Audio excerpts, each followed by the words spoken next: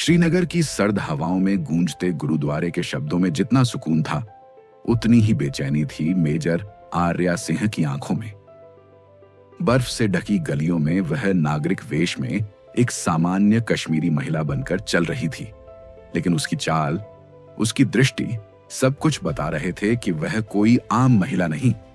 3 महीने से आतंकवादियों के एक नए मॉड्यूल का पता लगाने के लिए आर्या श्रीनगर में खुफिया जाल बिछा रही थी, और अब ऑपरेशन सिंदूर, एक मिशन जो न केवल देश की सुरक्षा से जुड़ा था बल्कि उसकी अपनी आत्मा से भी। दोपहर को दिल्ली से एक कोडेड संदेश आया, टारगेट सक्रिय है, अंतिम चरण में जाना है, तैयार हो। आर्या ने सिंदूर की छोटी डिबिया उठाई जो उसने 2 साल पहले अपने पति कैप्टन कबीर मल्होत्रा के शव के पास अंतिम बार देखी थी। पुलवामा हमले में शहीद हुए थे वे। तभी उसने कसम खाई थी, मैं सिंदूर को अब एक हथियार बनाऊंगी।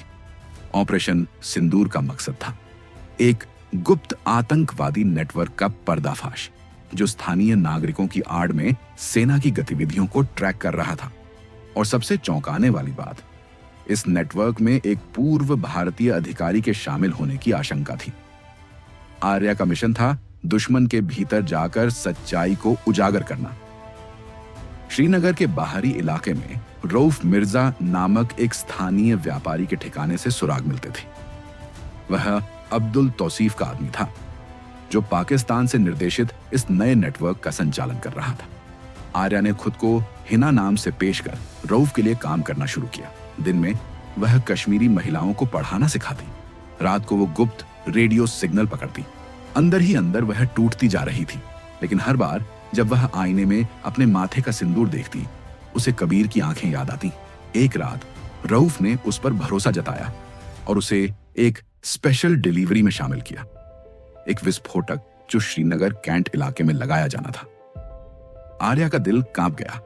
सेना की छावनी जहां उसकी खुद की यूनिट थी, वहीं हमला। उसे दोहरी लड़ाई लड़नी थी, एक जासूस की तरह भीतर से और एक सैनिक की तरह बाहर से।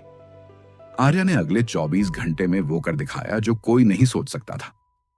वो डिवाइस को छावनी पहुंचने से पहले निष्क्रिय करने में कामयाब रही, लेकिन तभी रऊफ और उसके साथियों ने उसकी पहचान ली। उसे बंदी बना लिया गया, बर्फीली रात में एक सुनसान गोदाम में, बिना हथियार, बिना संचार, लेकिन उसके पास था इरादा।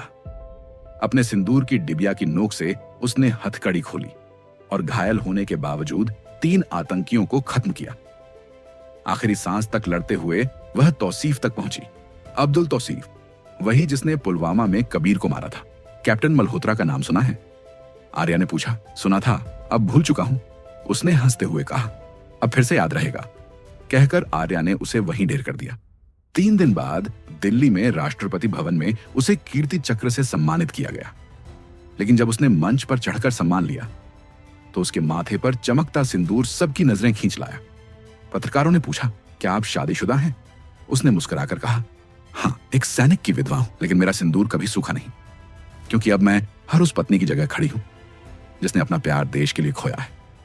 ये सिंदूर मेरा हथियार है, मेरी कसम है। योद्धाएं सिंदूर को केवल प्रेम का प्रतीक नहीं, बल्कि रक्त, बलिदान और अदृश्य सेवा का चिन्ह मानती हैं।